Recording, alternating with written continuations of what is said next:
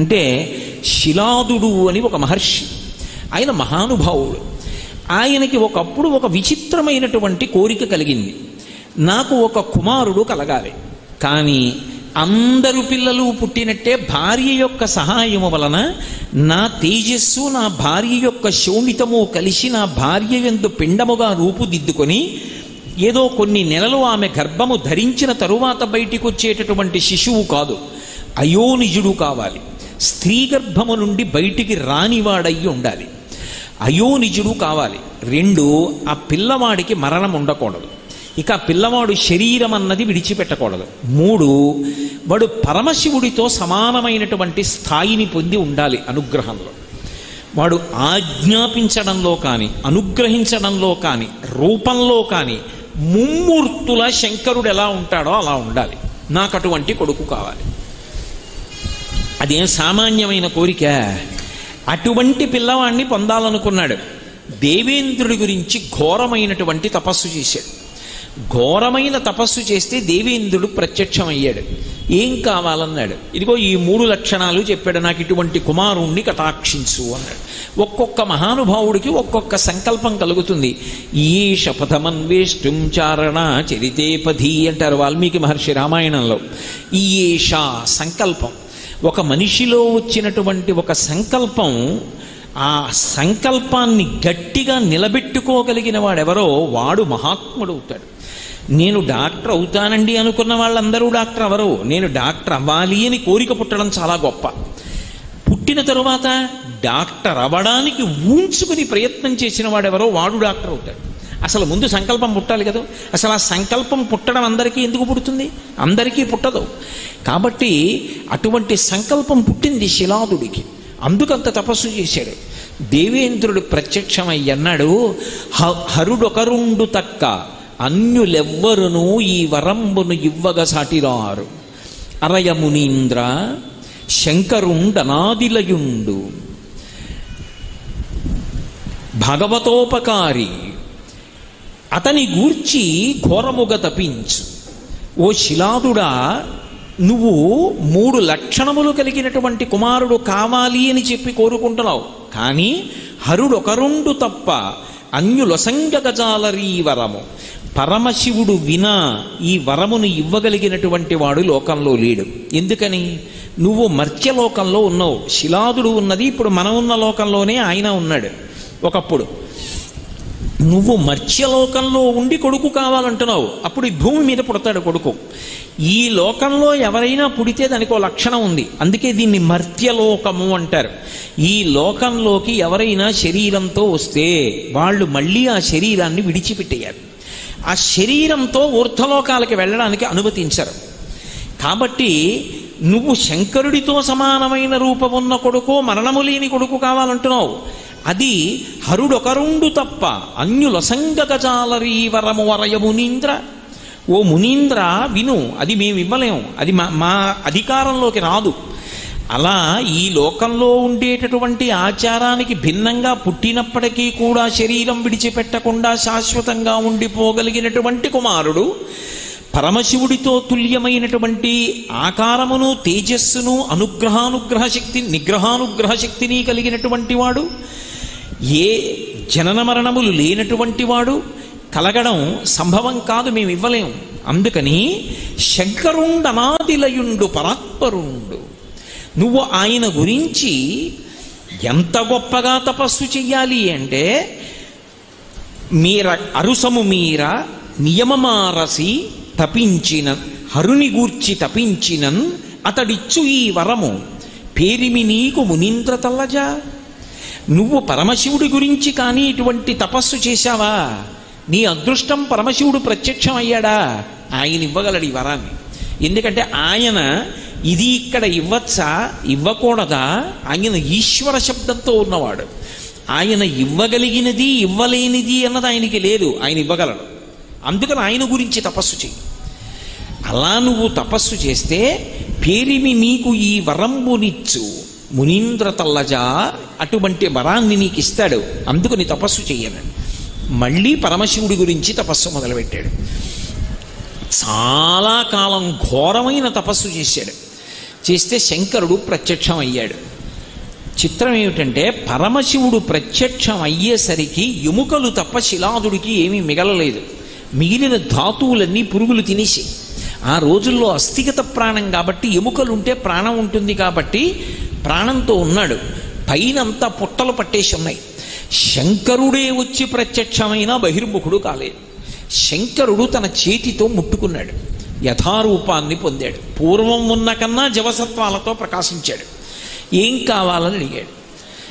అడిగితే అప్పుడు పరమశివుణ్ణి ఉద్దేశించి అడిగాడు, పరమశివ సుతు అయోనిజు, అలాగే నాకు ఓ పరమశివ సుతుడు కావాలి, కొడుకు కావాలి, వాడు అయోనిజుడు కావాలి, వాడు ఆడదాని కడుపులో పెరిగి పెద్దవాడై 9 నెలలో 12 నెలలో పూర్తయిపోయిన తరువాత బయటికి వచ్చేటటువంటి యోని సంభవుడైనటువంటి వాడు కాకూడదు.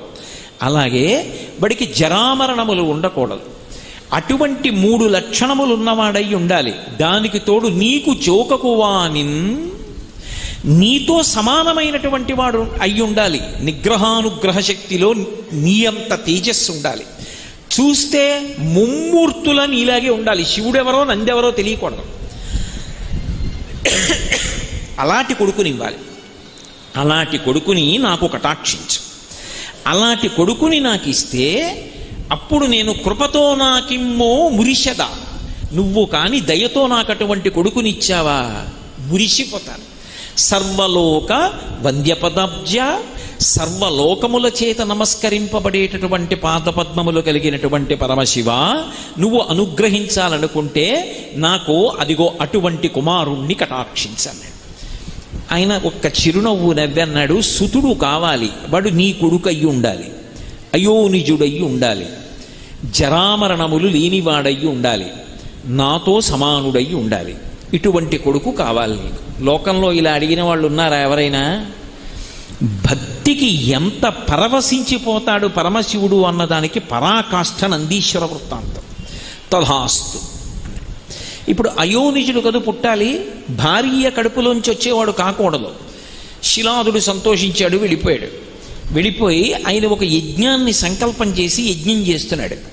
ఆ యజ్ఞం చేస్తూ ఉండగా ఆ యజ్ఞకుండంలోంచి అకస్మాత్తుగా అగ్ని 1000 సార్లు దాని కాంతి పెరిగిపోతే ఎలా ఉంటుందో అంత కాంతితో ఒక బాలుడు పైకి లేచాడు. లేచి యజ్ఞకుండంలోంచి బయటికి వచ్చాడు. ఓ శివానుగ్రహంతో నాకు ఈ కుమారుడు కలిగాడన్నాడు. వాడికి ఉపనయనం చేశాడు, వేద విద్య అంతా నేర్పించాడు, పెరిగి పెద్దవాడు అవుతున్నాడు. పరమశివుడు చిన్న పరీక్ష పెట్టాలనుకున్నాడు. మహర్షుల్ని పంపించాడు. ఆ మహర్షులు ఆశ్రమానికి వెళ్ళి అన్నారు, పరమశివుడు చెప్పిన మాట నువ్వు సరిగ్గా వినలేదు. ఈ పిల్లవాడు అల్పాయుర్దాయం, ఎక్కువ కాలం బ్రతకడవు. ఈ పిల్లవాడు ఈ ఆయుర్దాయం అయిపోయింది, ఇంకా కొద్ది రోజులే ఉంటాడన్నాడు. శిలాదుడు ఘోరున ఏడ్చాడు.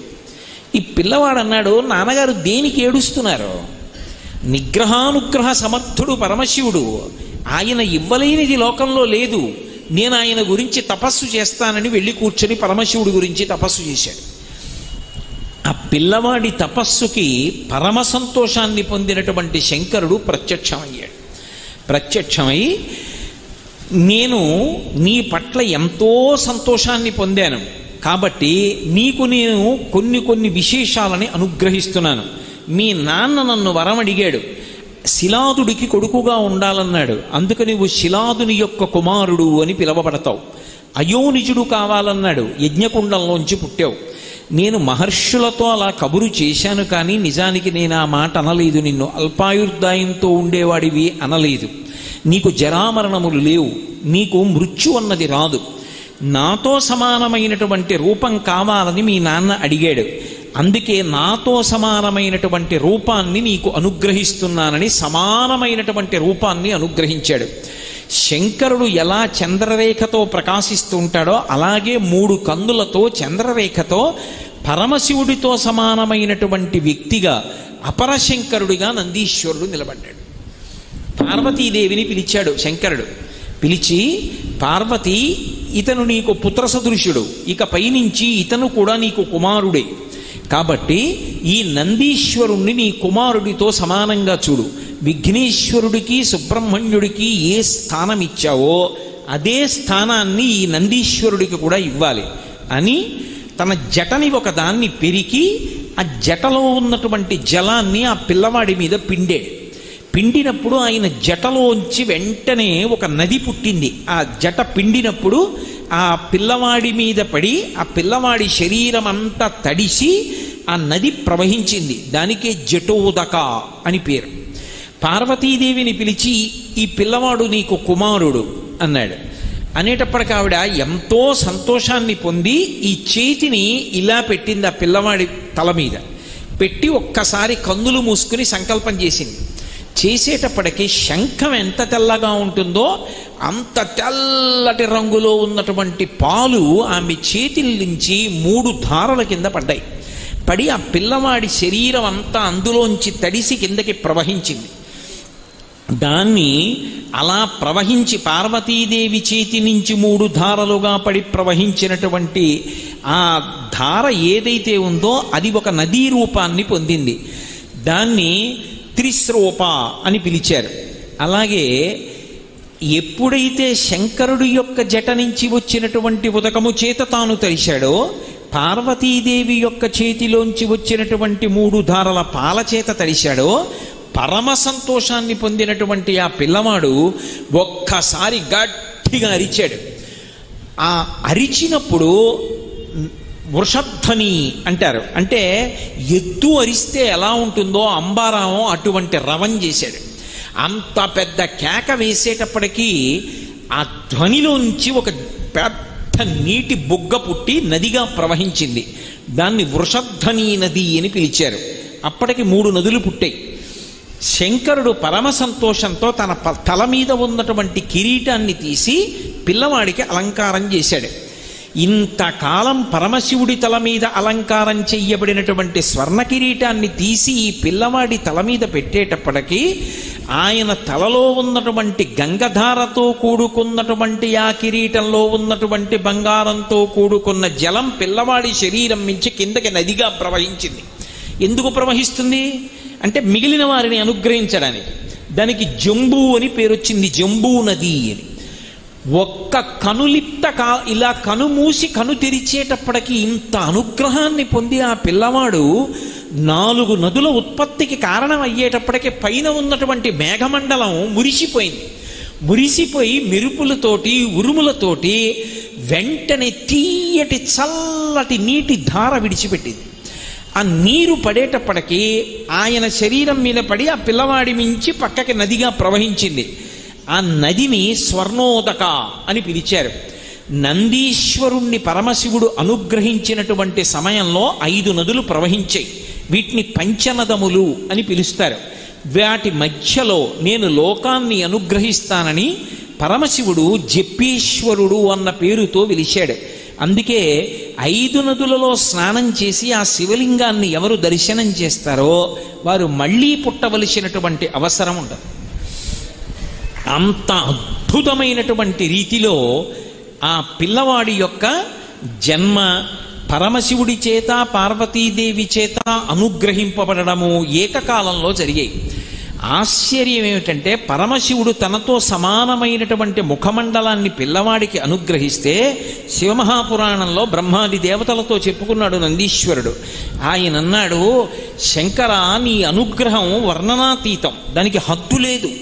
మా తండ్రి తపస్సు చేసి అడిగాడని నీతో సమానమైన రూపాన్ని నాకు ఇచ్చేశావు. కానీ నాకొద్దు, నువ్వు అనుగ్రహించిన మిగిలినవి స్వీకరిస్తాను. కానీ నువ్వు ఎలా ఉంటావో అలాగే నా ముఖం ఉంటే నాకు నీకు భేదం చెప్పడం కష్టం కావచ్చు, నన్ను శివుడు అనుకోవచ్చు. నాకు అంత ఆశ లేదు. ఇది నీ హద్దులేని అనుగ్రహం. అందుకే నాకు వానర ముఖాన్ని కటాక్షించమని అడిగాడు. ఆ పిల్లవాడు యొక్క వినయ విధేయతలు చూసి సంతోషించినటువంటి శంకరుడు, నువ్వు ఎప్పుడు అలా కనపడాలనుకుంటే అప్పుడు నీ ముఖము వానర ముఖంగా కనపడుతుంది, కోతి ముఖంలా కనపడుతుంది అని అనుగ్రహించాడు. అందుకే వానర ముఖంతో దర్శనమిస్తుంటారు నందీశ్వరుడు. అటువంటి మహానుభావుడై అంత వినయంతో ఆయన నిలబడ్డాడు. నిలబడితే ఆయన్ని ప్రమథగణములన్నిటికీ కూడా అధిపతిగా పట్టాభిషేకం చేశాడు శంకరుడు. అప్పుడు తూర్యములనన్నింటినీ మోగించారు, మంగళవాద్యములను మ్రోగించారు, దిక్కులు పిక్కటిల్లిపోయి పుష్పవృష్టి కురిసింది, అప్సరౌగణములు నాట్యములాడాయి. అంత గొప్పగా ఆయనకి పట్టాభిషేకం చేశారు. అందుకే ప్రమథగణములన్నిటికీ కూడా అధిపతి ఎవరు అంటే నంది. ఆ నంది పేరు ఎందుకు వచ్చింది అంటే శిలాదుని యొక్క కుమారుడు. ఈ పిల్లవాణ్ణి చూశాడు శిలాదుడు. చూసి నందుడౌట చేసి నంది అనుచు నామకరణంబొనర్చి వివిధార్థ సంచయంబు నిమ్మి అర్ధులైన వారికిచ్చి తనియ చేయుచు ముదంబున తనరుచుండే అన్నారు శివమహాపురాణంలో. ఆ శిలాదుట్ట పిల్లవాడి వంక చూశాట. ఉరే, శిలాదుని యొక్క కుమారుడు అని చెప్పబడతావు, ఎంత గొప్ప కొడుకువిరా అని ఆ పిల్లవాడి ముఖం చూసేటప్పటికీ ఆ తండ్రిలో ఎంత ఆనందం వచ్చేసిందోట. నాలో ఉండిపోయిన ఇంత ఆనందం, నా కోరిక తీరింది, పరమశివుడితో సమానమైనటువంటి కొడుకుని నేను కన్నానన్న ఆనందానికి కారణమై రాశీభూతమై సాకారముగా నా ఎదుట నడిచి వచ్చావు కాబట్టి, నా కోరిక తీర్చావు కాబట్టి కొడుకుని నందనుడు అని పిలుస్తారు. తండ్రి ఆనందమునకు కారణమవుతాడు కాబట్టి కొడుకు నందనుడు. ఎంతమంది ఉండనివ్వండి, తండ్రి మనసు కొడుకు కోసం కొట్టుకుంటుంది. అందుకే కొడుకుని నందన అన్న శబ్దంతో పిలుస్తారు. ఎందుకు పిలుస్తారు అంటే ఎవరికి ఆనందం ఇస్తాడు అంటే తండ్రికి ఆనందం ఇస్తాడు. తండ్రికి సంతోషం ఎక్కడ అంటే కొడుకుని చూస్తే. ఎంత కష్టంలో ఉండనివ్వండి, ఆ కొడుకుని ఒకసారి కౌగిలించుకున్నాడు అనుకోండి తండ్రి, అంత కష్టాన్ని మరిచిపోతాట. పుత్రగాత్ర పరిష్వంగా అంటారు. ఆ కొడుకుని కౌగిలించుకోవడంలో తండ్రి అంత ఆనందాన్ని పొందుతాడు. సామాన్యంగా లోకంలో ఉండేటటువంటి పిల్లల్ని చూసినంత మాత్రం చేతనే తండ్రులంతా పొంగిపోతే కొడుకులందరికీ నందనులని పేరు వచ్చింది. అందుకే యశోదానందనుడు, నందనందనుడు, కైకేయీ నందనుడు, దశరథనందనుడు నందన శబ్దంతో వేస్తారు. ఎందుకంటే వీళ్ళందరికీ ఆనందం ఇచ్చిన వాడని.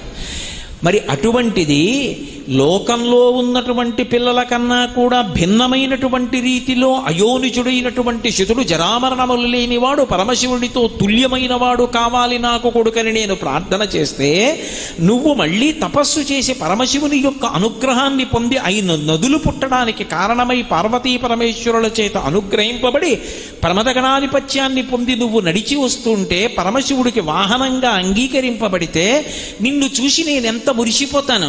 నా ఆనందమునకంతటికీ నువ్వు కారణమయ్యావు కాబట్టి నీకు నంది అని పేరు పెడుతున్నానన్నాడు. నందుడౌట చేసి నంది అనుచు నామకరణం బొనర్చే, అందుకని నంది అని పేరు పెట్టాడు. ఈశ్వరుడితో సమానమైన శక్తి ఉన్నవాడు కాబట్టి ఈశ్వర శబ్దం పక్కన చేరింది. నందీశ్వరుడు అని పిలుస్తారు. ఈశ్వర శబ్దం మిగిలిన వాళ్ళకి అన్వయం కాదు.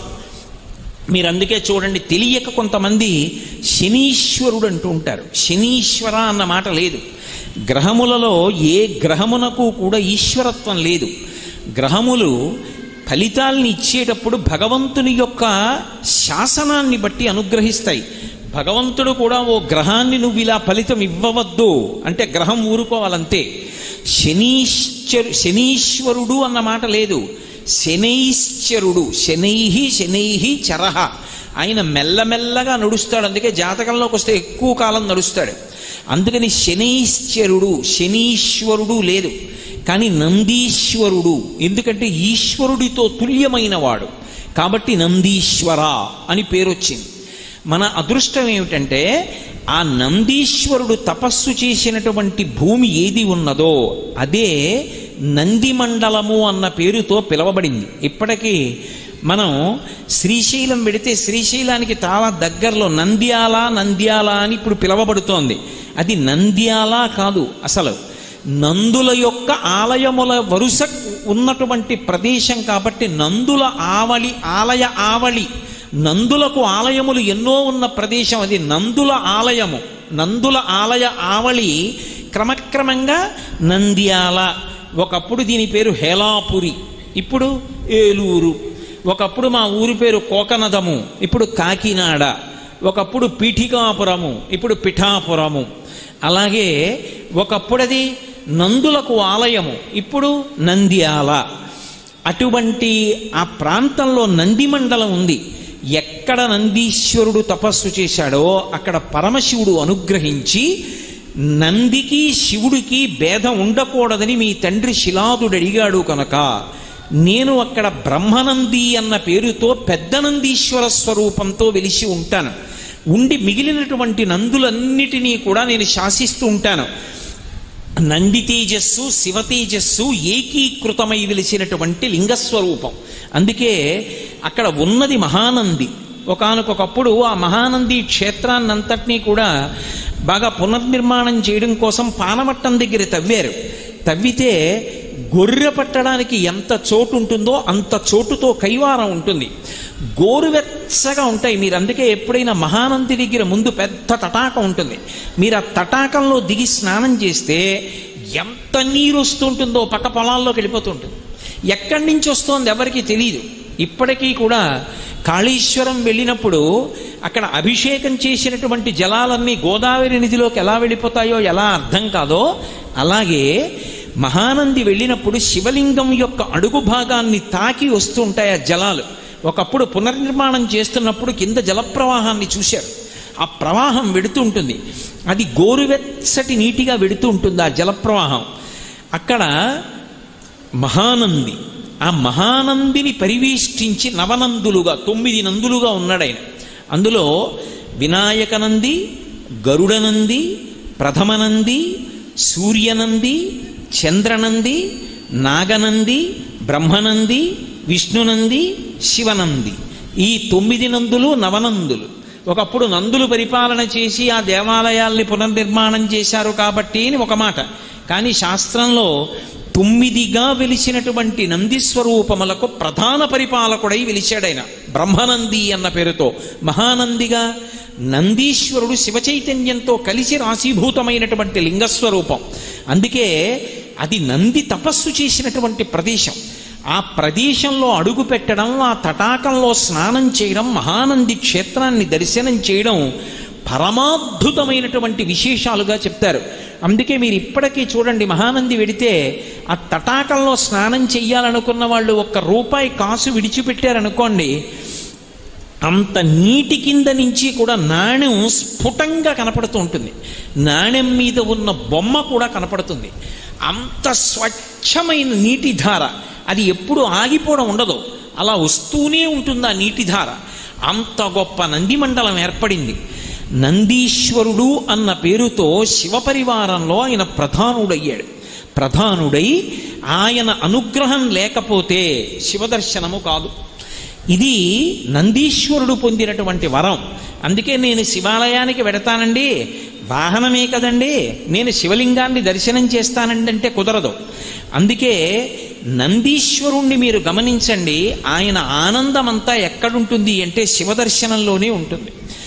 ఎప్పుడూ శివలింగం వంక చూస్తూ ఉంటాడు. శివలింగం అంతరాలయంలో ఉంటుంది, నంది బయట ఉంటాడు. ఎండ రానివ్వండి, నందిని ఒక్కొక్కసారి మీరు వేసవి కాలంలో వెళ్ళి సాయంకాలం ప్రదోష సమయంలో ముట్టుకుంటే వేళ్ళు కాల్తాయి, అంత వేడిగా ఉంటుంది మూర్తి. కానీ ఇంత వేడిగా ఉందని ఆయన తల కదపడు. పెద్ద వాన పడనివ్వండి, కదపడు. భక్తి ఎక్కువైపోయి కార్తీక మాసంలో నంది తోక కింద దీపం పెట్టనివ్వండి, ఆయన కదలడు. ఆయన ఎప్పుడూ పరమశివుణ్ణే చూస్తుంటాడు. శివుని వైపు దృష్టి పెడతాడు. ప్రపంచానికి పృష్ఠభాగం ఇస్తాడు. ప్రపంచంతో సంబంధం లేదు. ఆయనకి ఎప్పుడూ శివదర్శనమే. ఆ శివదర్శనంలో పొంగులు వారిపోతూ ఉంటాడు. అంతటి అద్భుతమూర్తి కనుకనే శైవాగమంలో ఒక విశేషం ఉంది. త్రయోదశి తిథి పరమశివుడి పరంగా చాలా అద్భుతమైనటువంటి తిథి. త్రయోదశి నాడు శివలింగానికి చేసేటటువంటి అభిషేకం ఎంత గొప్పగా చేస్తారో, ఉభయపక్షములలోనూ త్రయోదశి తిథి నాడు నందీశ్వరుడికి కూడా అంత గొప్పగానూ అభిషేకం చేస్తారు. నందీశ్వరుడికి అభిషేకం చేసినటువంటి కారణం చేత సమస్తమైనటువంటి అశాంతి ఉపశమిస్తుందని, సమస్తమైనటువంటి కళ్యాణములు అబ్బుతాయని, మనుష్యులకు కావలసినటువంటి ఈప్సితములు సిద్ధిస్తాయని మనకి శాస్త్రవాక్కు. అందుకే శివదర్శనం ఎంత గొప్పదో, శివలింగాభిషేకం ఎంత గొప్పదో, నందీశ్వరుడికి చేసేటటువంటి అభిషేకము కూడా తత్తుల్యము, అంత గొప్పది. అటువంటి నంది యొక్క శృంగముల మధ్య నుండి మాత్రమే శివలింగాన్ని దర్శనం చెయ్యాలి. శివలింగాన్ని దర్శనం చేసేటప్పుడు శివుడికి నందికి మధ్యలోకి వెళ్ళి దర్శనం చేయకూడదు. అలా ఎవరైనా వెడితే అది గొప్ప దోషం కింద స్వీకరిస్తారు. అలాగే నిర్మాల్యం తీసుకొచ్చి శివుడి మీద ఉన్న పువ్వులు చేతికిస్తే నంది దగ్గర పెట్టేస్తూ ఉంటారు. అలా పెట్టడం ఎట్టి పరిస్థితుల్లోనూ అంగీకరింపబడదు. నందీశ్వరుడి దగ్గర నిర్మాల్యాన్ని విడిచిపెట్టకూడదు. నంది దగ్గరికి వెళ్ళి చెప్పాలి, వృషస్య వృషణం స్పృష్ట్వా శృంగమధ్యే శివాలయం దృష్ట్వా క్షణం నరో యాతి కైలాసే శివసన్నిధిం అనాలి. ఆయన దగ్గరకు వెళ్ళి శివలింగానికి నందీశ్వరుడికి మధ్యలోకి వెళ్లకుండా ఉండడానికి ఏ చేతిని ఉపయోగిస్తే సరిపోతుందో ఆ చేతిని పెట్టి, ఉదాహరణకి బొటనవేలు చూపుడు వేలు ఆయన యొక్క శృంగములు కొమ్ముల మీద ఉంచి, అంత బలిష్టమైనటువంటి నంది కొమ్ముల మీద మీరు చెయ్యి పెడితే ఊరుకుంటాడా? కానీ ఆ రెండిటి మీద బొటనవేలు చూపుడు వేలు ఉంచి ఎడమ చేతితో ఆయన యొక్క ఆ వృషణములను అవయవాన్ని ఒక్కసారి ఇలా పట్టుకోవాలి. ఒక్కసారి పట్టుకుని వదిలేయాలి. ఆ వృషణములను ఇలా పట్టుకునేటప్పటికీ ఆయన ఊపిరి అని ఆగుతుంది. ఆయన ఊపిరిలో, ఆయన వదిలిపెట్టిన ఊపిరి పీల్చిన ఊపిరిలో పరమశివుడు పార్వతీదేవితో కలిసి ఊయలలు ఊగుతూ ఉంటాడు. ఎప్పుడైతే ఆయన ఊపిరిని ఒక్కసారి ఆపాడో ఎదురుగుండా ఉన్నటువంటి శివుడు ఊయల ఆగి కైలాస పర్వతం మీద కూర్చున్నటువంటి పార్వతీ పరమేశ్వరుల దర్శనము చేసినటువంటి వాడు అని దర్శనం చేసినటువంటి భక్తుడి ఖాతాలో వేస్తాడు. అది ఒక్క నందీశ్వరుడి యొక్క శృంగముల మధ్య నుంచి దర్శనం చేయడం వల్ల మాత్రమే సాధ్యం. అలా కాకుండా అతిక్రమించి నందికి నమస్కారం చెయ్యకుండా వెళ్ళి నమస్కరించాడు అనుకోండి, దాని వలన దోషం వస్తుంది. అందుకే ముందు నందిని ప్రార్థన చేసి తరువాత ఆయన శృంగముల మధ్యలోంచి చూడాలి. ప్రదోషవేళ దాటిపోయి కవచం పెట్టేస్తే, అంటే శివలింగం కనపడకుండా శివుని యొక్క మూర్తి ఏ ఇత్తడిదో రాగిదో వెండిదో బంగారందో తొడిగేస్తారు. అలా తొడిగేస్తే నంది శృంగముల మధ్యలోంచి చూడక్కర్లేదు. లింగాన్ని చూస్తే మాత్రం నంది యొక్క శృంగముల మధ్యలోంచి మాత్రమే చూడాలి.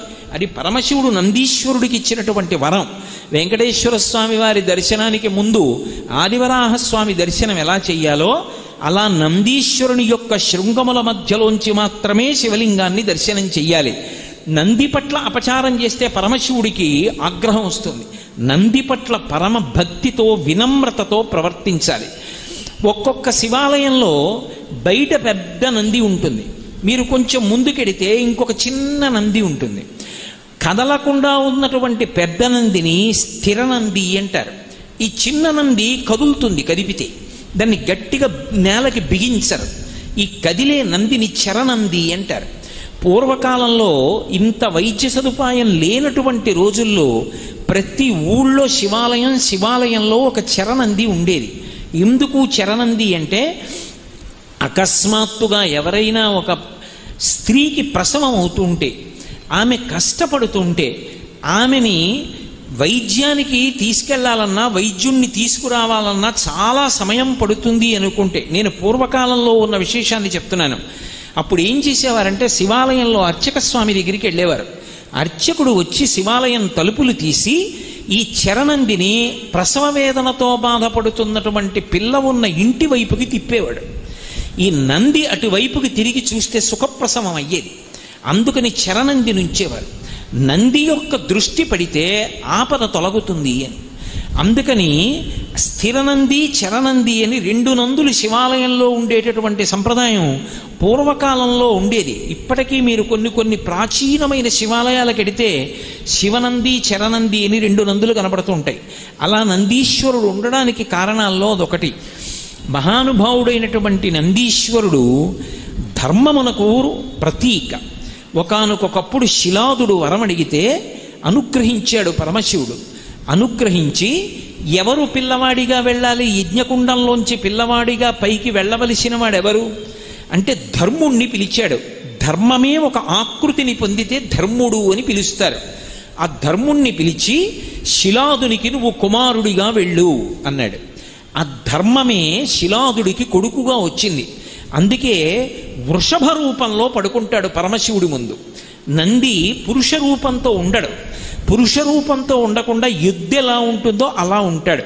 కారణం ఏమిటంటే ఎక్కడైనా సరే ధర్మము వృషభ రూపంలో ఉంటుంది, భూదేవి గోరూపంలో ఉంటుంది. భూదేవి శ్రీ మహావిష్ణువుతో మాట్లాడవలసి వస్తే గోరూపాన్ని పొందుతుంది, ధర్మము వృషభ రూపాన్ని పొందుతుంది. ఎద్దుకి 4 కాళ్ళు ఉంటాయి, అలాగే వృషభమునకు 4 కాళ్ళు. ఈ ఎద్దుకున్న 4 కాళ్ళు అవి సత్యము, శౌచము, తపస్సు, దయ. ఈ 4 ధర్మమునకు ఉండేటటువంటి 4 కాళ్ళు. వృషభమునకు 4 కాళ్ళు ఉంటాయి. ఈ 4 కాళ్ళు నిజానికి అవి డెక్కలు కాళ్ళు కావు. నందీశ్వరుడు వృషభ రూపంలో పడుకున్నాడు అంటే ధర్ముడే పడుకున్నాడు. అందుకే నందిని స్పృశించడం, నంది శృంగములలోంచి దర్శనం చేయడం, నందికి నమస్కారం చేయడం వల్ల ఏమవుతుంది అంటే శివుడు ఏది ఇస్తాడో నంది అదే ఇస్తాడు. శివుడికి రుద్రాభిషేకం చేశాం అంటారు.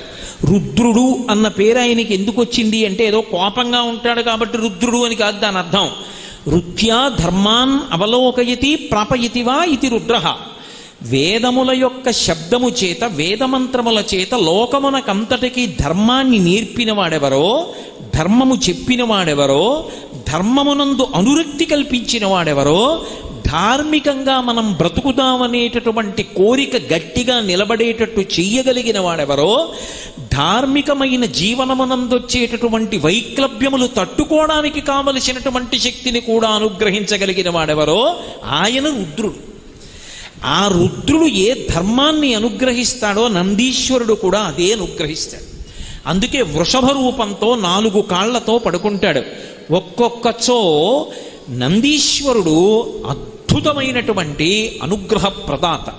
ఆయన ఇవ్వలేనిది లేదు. మీరు చూసి ఉంటారు, ప్రత్యేకించి పశ్చిమ గోదావరి జిల్లాలో ఆ ఆచారం ఎక్కువ. పేరులో బసవా ఉంటుంది.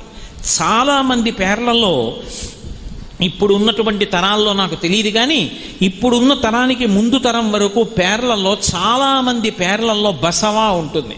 ఆ బసవా ఎందుకు వచ్చిందో తెలుసా? బసవేశ్వరుడు అని పేరు నందీశ్వరుడికి. బసవయ్య అంటారు. నంది అనుగ్రహించి కొడుకు పుడతాడు. నందీశ్వరుడి మెడలో శనగలు కడతారు. ఇప్పటికీ శ్రీశైలంలో శనగల బసవయ్య అంటూ ఉంటారు. ఇప్పటికీ వింటాడు. అందుకే మీరు ఎప్పుడైనా శ్రీశైలంలో ఉన్న నందిని జాగ్రత్తగా చూడండి. 3 గంటలు కట్టుకుంటాడు. కింద 1 గంట, మధ్యలో 1 గంట, మెడలో 1 గంట ఉంటాయి. 2 చెవులు ఒకలా ఉండవు, ఇలా ఉంటుంది ఒక చెవి. ఏదైనా చాలా కష్టం వచ్చిందనుకోండి, శ్రీశైలంలో నంది చెవి దగ్గరికి వెళ్ళి చెప్పుకుంటారు. ఆయన వింటాడు బాగా. విని, స్వామి నా కోరిక తీర్చిన తరువాత నువ్వు వెంటనే ఇవి తినమని శనగలు మూట కట్టి ఆయన మెళ్ళలో కడతారు. అలా కట్టగా ఇప్పుడు ఆయనకి పేరు ఏమని వచ్చిందంటే శనగల బసవన్న అని. నందీశ్వరుడు కాలజ్ఞానంతో ఉంటాడు. పరమశివస్వరూపం కదా, మీకు ముందే చెప్పే కదా, కాలంబు గతి అని. అందుకే యుగాంతం ఎప్పుడైపోతుంది అన్నది మొట్టమొదట ఎవరికి తెలుస్తుంది అంటే నందీశ్వరుడికి తెలుస్తుంది. యుగాంతం అయిపోయే సమయం వచ్చేసింది అని గుర్తేమిటంటే శ్రీశైలంలో ఉన్నటువంటి నందీశ్వరుడు పైకి లేచి మోరలెత్తి పెద్దగా అరుస్తాడు. ఆ నందీశ్వరుడు రెంకె వేస్తే కృష్ణానది పైకి లేస్తుంది. పైకి లేచి కనకదుర్గమ్మ యొక్క ముక్కు నత్తుని తాకుతుంది. అవి వరుసగా మహాప్రళయం యొక్క చిహ్నాలు.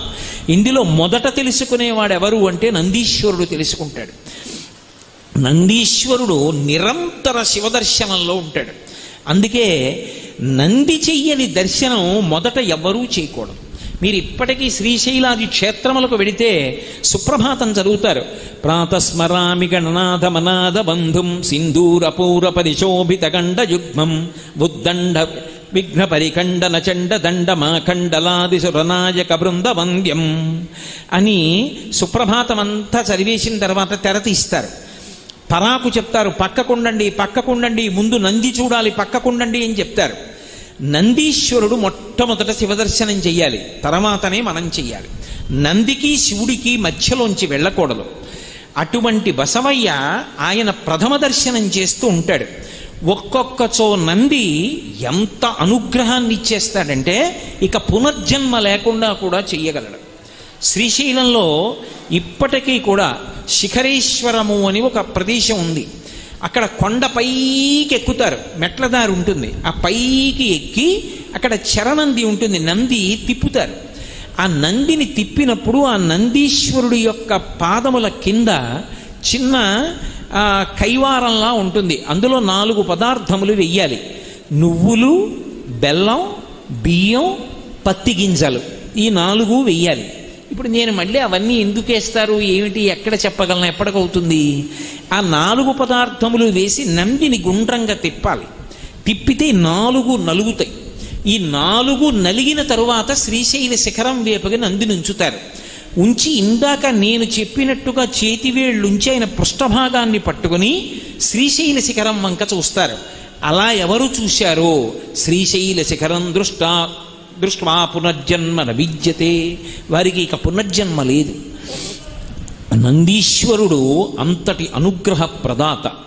అటువంటి నంది మీరు జాగ్రత్తగా గమనిస్తే నిరంతరం శివుడి వంక చూస్తూ శివ శాసనాన్ని తీసుకుంటూ ఉంటాడు దృష్టిలోకి. ఒకప్పుడు నందనార్రని ఒక మహాభక్తుడు, శివభక్తుడు, ఆదనూరు అని ద్రవిడ దేశంలో ఒక చిన్న ఊరిలో పుట్టాడు ఆయన. ఆయన జన్మత ఆయనకి అంత గొప్ప శివభక్తి ఏర్పడింది, జన్మజన్మాంతర సంస్కారం మహానుభావుడిది.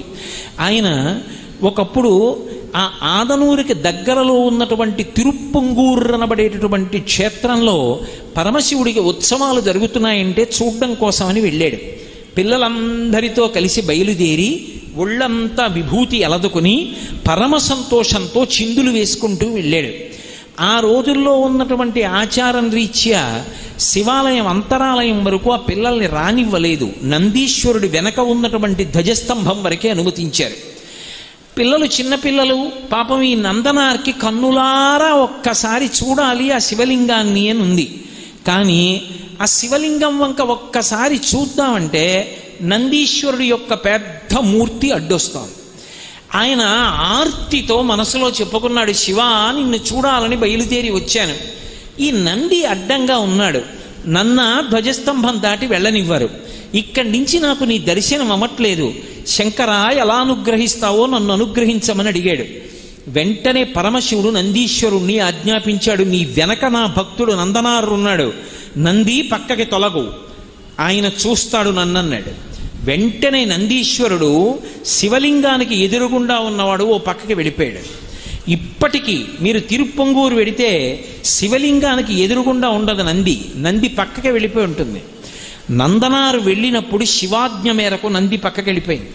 అప్పటి నుంచి ఇప్పటికీ కూడా ఆ నంది అలాగే పక్కకి తొలగిపోయి ఉంటాడు. నిరంతరము శివధ్యానంలో ఉంటాడు ఆయన, శివుణ్ణి దర్శనం చేస్తూ ఉంటాడు. అటువంటి నంది పశువులన్నిటికీ కూడా చిహ్నముగా ఉంటాడు. పశువు అంటే ఏదో నేను దూడల గురించి గేదెల గురించి మాట్లాడుతున్నానని మీరు అనుకోకండి. నేను మిమ్మల్ని ఒక్కరినే అంటలేదు. పశువులలో కల్లా మొదటి పశువు ఎవరంటే నేనే. నా మీద పెట్టుకుంటే మీకు మిమ్మల్ని అన్నాను అన్న క్లేశం కలగకూడదని ముందు నా మీద పెట్టుకుంటున్నాను. లోకంలో అన్నీ పశువులే మనతో కలిపి. ఎందుచేత అంటే పశువు అన్న మాటకు అర్థం ఏమిటంటే పాశము చేత కట్టబడినది. మెడలో తాడుండి తాడుతో కట్టబడితే పశువు అంటారు. పశువు, పాశము, కట్టుటకు స్థానము, ఈ 3 ఉంటాయి. ఒక ఎద్దుందనుకోండి, దాని మెడలో తాడు, ఆ తాడు రెండో కొస ఏదో కర్రకో దేనికో కడతారు, ఒకవైపు మెడకి కడతారు, కట్టబడడానికి పశువు ఉంటుంది. అలాగే మనకి కూడా గత జన్మలలో చేసుకున్నటువంటి కర్మపాశములు ఉంటాయి. వాటిని అనుసరించి మనం సుఖదుఖములను పొందుతుంటాం. ఆ కర్మపాశముల చేత కట్టబడి ఉంటాం. అందుకే కర్మపాశముల చేత కట్టబడి జన్మ ఒక రాట, జన్మ అన్న స్తంభానికి కర్మపాశముల చేత కట్టబడి తిరుగుతూ ఉంటాడు కాబట్టి పశువు. అందుకే శంకర భగవత్పాదులంతటి వారు శివానందలహరి చేస్తూ స్మృతౌ శాస్త్రౌ విద్యాం అంటూ పశుమాం సర్వజ్ఞ ప్రథిత కృపయా పాలయ విభో అంటారు. శంకర నేను పశువుని, మీరు పశుపతి, కాబట్టి మీకు నాకు ఈ అనుబంధం చాలదా? పశువుని రక్షించుకోవలసిన వాడు పశుపతి, కాబట్టి మీరు నన్ను కాపాడుకోండి అన్నారు. అలా లోకములో ఉన్నటువంటి వాళ్ళందరూ పశువులైతే తరించాడు అనడానికి గుర్తు ఆ పాశం పోవాలి మెడలోది, కర్మపాశములు తెగిపోవాలి. ఈ కర్మపాశములు ఎప్పుడు తెగిపోతాయి? శివానుగ్రహం కలిగితే కర్మపాశములు తెగిపోతాయి. తెగిపోతే పశువు పశుపతిలో కలిసిపోతాడు. అందుకే ప్రతి వారిలో కూడా నేను నేను అని ఒక జీవలక్షణం ఉంటుంది. నేనంటాను, నేనున్నాను అనుకోండి, నాకు ఆకలేస్తోంది అంటాను, నాకు దాహం వేస్తోంది, నాకు తలకాయ నొప్పిగా ఉంది, నాకు కాసేపు విశ్రాంతి తీసుకోవాలని ఉంది అంటాను. ఈ నేను నేను అనబడేటటువంటి జీవుడు అందరిలో ఉంటాడు. అందరిలో ఉన్న జీవుడు కర్మపాశముల చేత కట్టబడి శరీరంతో తిరుగుతూ ఉంటాడు. ఈ పశువులన్నిటికీ కలిపి చిహ్నమేది అంటే అదిగో పెద్ద నంది. అందుకే మీరు కాఠ్మండు వెడితే ఆ కాఠ్మండులో పంచముఖాలతో ఉంటాడు పరమశివుడు. ఆ పంచముఖాలతో ఉన్నటువంటి శివలింగానికి ఎదురుగుండా చాలా పెద్ద నంది ఉంటుంది. ఆ నంది సమస్తమైనటువంటి జీవులకు ప్రతినిధి. పశువు పశుపతిలో ఎప్పుడు కలిసిపోతుంది అంటే ఆ పాశము తొలగిపోవాలి, మెడలో ఉన్న పాశం తెగిపోవాలి. అది మామూలు తాడు కాదు, కర్మపాశం. అది ఎప్పుడు తొలగిపోతుంది అంటే భక్తితో ఎవరు పరమేశ్వరుణ్ణి ఆరాధన చేస్తారో ఆ భక్తిని చూస్తాడు ఆయన. భోళాశంకరుడు భోళాశంకరుడు అంటాడు. భోళాశంకరుడు అంటే ఏదో ఉబ్బులింగడు, మనం ఏదో మనసులో కాపట్యం పెట్టుకుని పైకి శివ శివ అంటే లొంగిపోయే అమాయకుడు కాడు. ఏమీ తెలియకపోయినా మనసు నిష్కల్మషంగా ఉండి ఒక్కసారి పిలిచినా లొంగిపోయేటటువంటి వాడు భోళాశంకరుడు. అంతేకాని లోపల కుళ్ళు బుద్ధులన్నీ పెట్టుకుని పైకి మాత్రం 4 మాటలు ఆయన పేరు చెప్పేస్తే పొంగిపోయేంత అమాయకుడు కాడాయన. కాబట్టి అటువంటి తత్వం ఉన్నవాడు. ఆయన పట్ల భక్తితో ఎవడు ప్రవర్తిస్తాడో వాడి పాశములను తొలగతోస్తాడు. ఆ పాశము తీసేస్తే ఇక పశువు కాదు, పశుపతిలో కలిసిపోతాడు. ఈ పశువులన్నిటికీ నిదర్శనం ఎవరు అంటే నందీశ్వరుడు. అందుకే పశుస్వరూపంతో పడుకొని ఉంటాడు ఆయన. ఈ నంది చాలా ఆశ్చర్యకరమైనటువంటి లక్షణంతో ప్రకాశించింది. ప్రత్యేకించి మీరు ఆంధ్రదేశంలో నందీశ్వరుడి యొక్క మూర్తుల్ని పరిశీలనం చేస్తే ఒక్కొక్క చోట ఒక్కొక్క అద్భుతమైనటువంటి నందీస్వరూపం కనబడుతుంది. లేపాక్షి వెడితే లేపాక్షిలో ఉండేటటువంటి నందీశ్వరుడికి పూజ లేదు. మనందరం చెప్తామే లేపాక్షి బసవయ్య లీచిరావయ్య కైలాస శిఖరిలా కదలిరావయ్య అంటాం. ఎక్కడ భూగోళం మొత్తం మీద అటువంటి నంది లేదు. అంత అద్భుతమైన నంది. ఎందుకో తెలుసా? గండభేరుండ పక్షి ఉంటుంది. ఆ గండభేరుండ పక్షి తన 2 కాళ్లతో ఏనుగుని ఎత్తుకుని పట్టుకుంటుంది. అంటే ఆ పక్షి ఎంత బలం ఉన్న పక్షో మీరు ఆలోచించండి. గండభేరుండ పక్షి ఒక మదపుటేనుగుని ఎత్తి పట్టుకుని ఉండగా ఉన్నటువంటి పథకంతో ఒక గొలుసు మెళ్ళో వేసుకుని నందీశ్వరుడు ఉంటాడు. అంటే నంది ఎంత పెద్ద నంది! ఒకానొకప్పుడు లేపాక్షిలో దేవాలయం కడుతున్నటువంటి శిల్పులు ఖాళీ ఉన్నప్పుడల్లా గండభేరుండ పక్షి పట్టుకున్నటువంటి ఏనుగుతో ఉన్నటువంటి హారాన్ని మెడలో వేసుకున్నంత పెద్ద నందిని చెక్కాలి అని కోరిక పుట్టి ఖాళీ ఉన్నప్పుడల్లా ఓ నందిని చెక్కుతూ వచ్చారు. అదొక పెద్ద శిల. అది అద్భుతమైనటువంటి నందీశ్వర స్వరూపమైంది. ఆ నందే లేపాక్షిలో ఉన్నటువంటి నంది. అక్కడ నుంచి చూస్తే నాగలింగ స్వరూపం కనపడుతుంది. అసలు ఆ నందీశ్వరుడి వంక చూస్తే ఒళ్ళు రోమాంచితం అవుతుంది, వెంట్రుకలు నిక్కబుడుచుకుంటాయి ఆనందంతో. అబ్బా ఏమి చెక్కారా అనిపిస్తుంది. అంత అద్భుతమైనటువంటి నంది. ఒక్కొక్క చోట ఉండేటటువంటి నందికి ఒక్కొక్క లక్షణం ఉంటుంది. మీకు ఇక్కడే ఏలూరులోనే ఇప్పుడు దాన్ని శృంగేరి పీఠాధిపతులు నాకు తెలిసినంత వరకు జరాపహరీశ్వరుడు అని పేరు పెట్టారు. మా చిన్నతనంలో జలాపాలీశ్వరుడు అని పిలుస్తుండేవాళ్ళం. అక్కడ నంది ఎంత ప్రాముఖ్యమో శివలింగం అంత ప్రాముఖ్యం. మీ ఊళ్ళో మీ ముందు కూర్చుని మీ ఊళ్ళో ఉన్న ఒక శివాలయం యొక్క వైభవం చెప్పడం అంటే సాహసమే.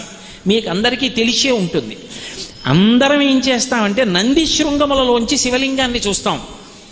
ఇక్కడ ఏలూరులో ఉన్నటువంటి శివాలయానికి ఉన్న ప్రఖ్యాతి ఏంటంటే శివాలయం వెనక్కి వెడితే శివాలయంలో శివలింగం ఉన్నటువంటి అంతరాలయం వెనక ఉన్నటువంటి గోడకి కన్నం ఉంటుంది. ఆ కన్నంలోంచి మీరు చూస్తే నందీశ్వరుడు కనపడతాడు. ఆ నంది కాలు ఇలా ముందుకి పెట్టి ఉంటాడు.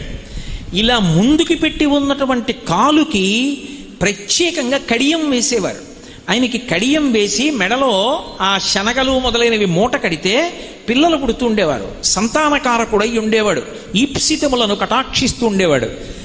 ఈ ఊళ్ళోనే ఆ స్వామి శివలింగము ఎంత ఈప్సితములను ఇవ్వగలిగినటువంటి శక్తి కలిగినదో, నందీశ్వరుడు కూడా తత్తుల్యమైనటువంటి విశేషమైన దర్శనములు ఇవ్వగలిగినటువంటి మహానుభావుడు.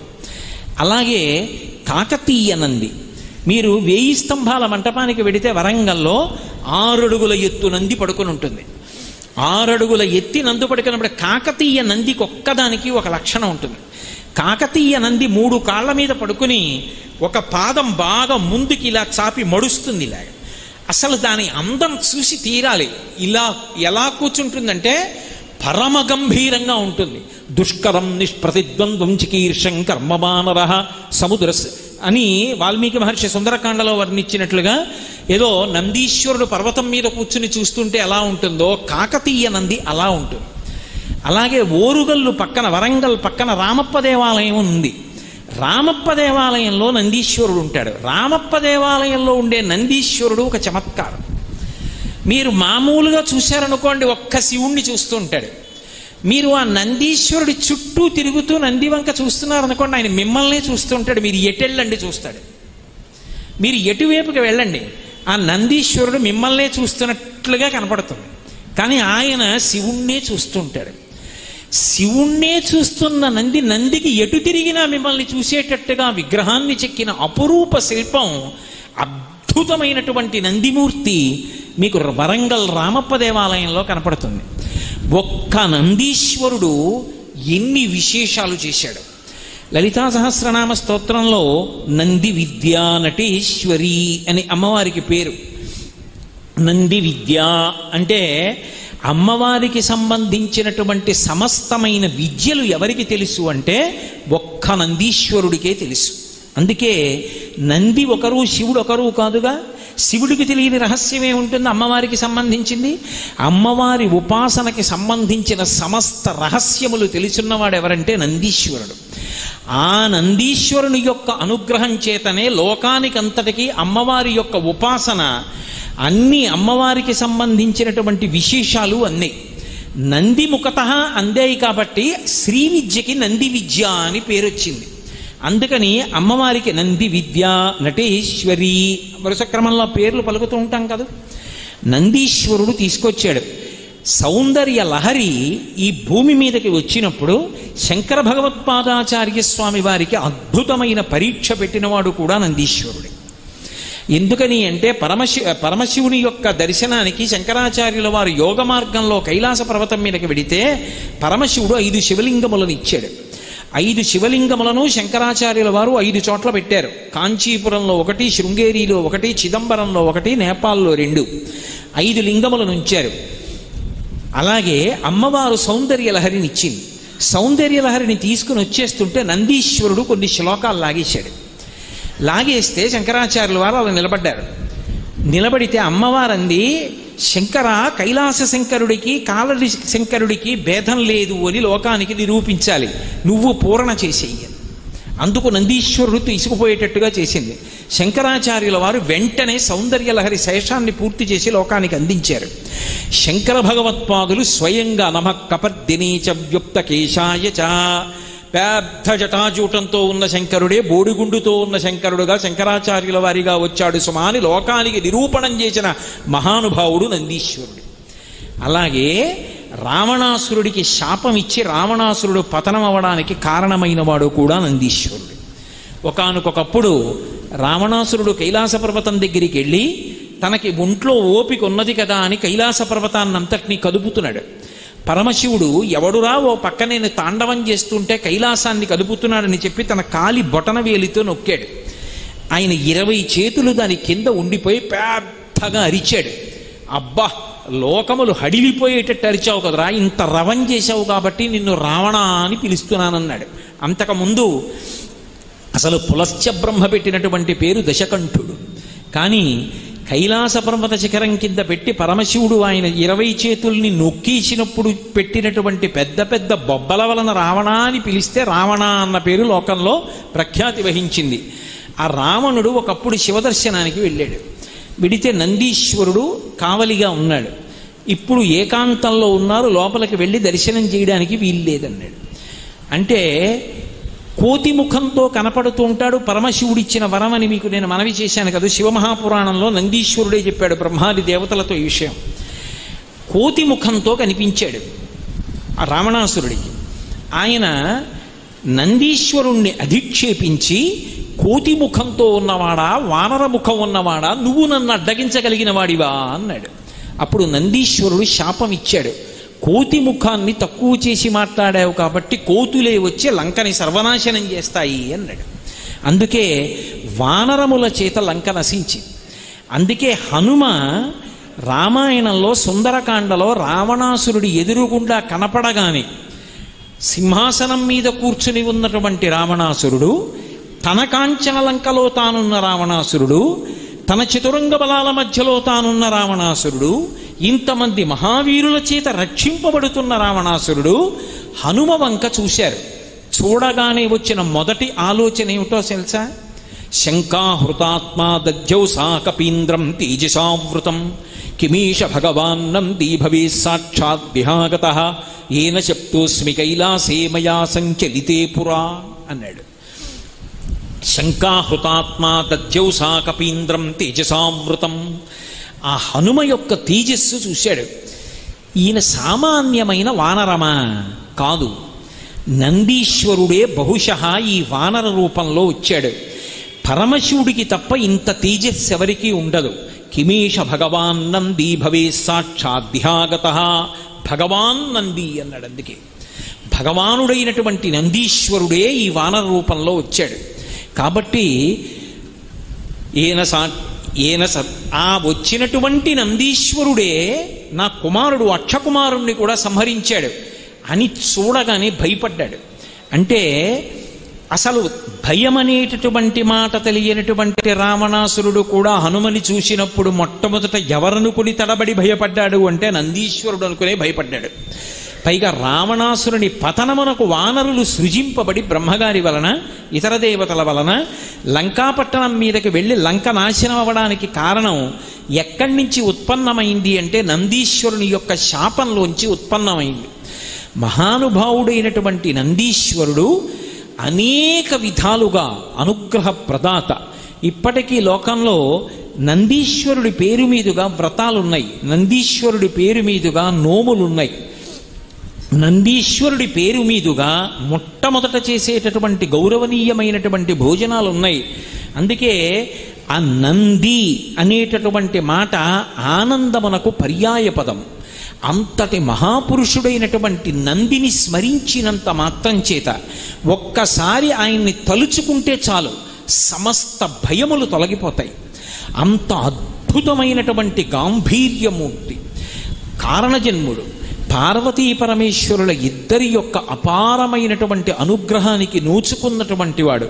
ప్రమథగణములన్నిటికీ కూడా అధిపతిగా పట్టాభిషేకం పొందినవాడు. ఆయన యొక్క అనుమతి లేకుండా శివదర్శనం చేయడం కూడా సాధ్యం కాదు అన్న విషయం వరంగా పొందినటువంటి వాడు. ఆయన యొక్క ఉచ్ఛ్వాస నిశ్వాసలనబడేటటువంటి ఊపిరులలో పార్వతీ పరమేశ్వరులు నిరంతరము సయ్యాటలాడుతూ ఉంటారు. అంత అద్భుతమైనటువంటి రూపాన్ని పొందినటువంటి నందీశ్వరుడి యొక్క పేరు స్మరించినంత మాత్రం చేత లోకం చల్లబడుతుంది. దానికి ప్రమాణం ఒకటే. ఇవాళ నేను శివపరివారంలో మొట్టమొదట నంది గురించి చెప్దామని సంకల్పం చేసి రాగానే ఏలూరులో వర్షం పడి చల్లబడిపోయాడు. నందీశ్వరుడు మహానుగ్రహమూర్తి అనడానికి ఇంకేం కావాలి? తత్వతః నందీశ్వరుడు జీవుడికి ప్రతినిధి. జీవుడికి బ్రహ్మానికి అభేదం. మాయ ఎంతకాలం ఉంటుందో, అవిద్య ఎంతకాలం ఉంటుందో అంతకాలం జీవబ్రహ్మల మధ్య భేదం కనపడుతుంది. అందుకే నందికి శివుడికి మధ్యలోంచి నడవడాన్ని కూడా శాస్త్రం అంగీకరించలేదు. ఒక్క శివాలయంలో అర్చకుడు వినా ఎవ్వరూ కూడా నందీశ్వరుడికి శివలింగానికి మధ్యలోంచి నడవడం కానీ వెళ్ళడం కానీ ఎప్పుడు చెయ్యకూడదు. అలా కానీ వెళ్ళాడా వాడు అనుగ్రహం మాట దేవుడెరువు, శివుడి యొక్క ఆగ్రహానికి పాత్రుడవుతాడు. అందుకే నందీశ్వరుడు అంటే అంత గొప్ప వైభవాన్ని, అంత గొప్ప వరాన్ని పొందినటువంటి మహానుభావుడు.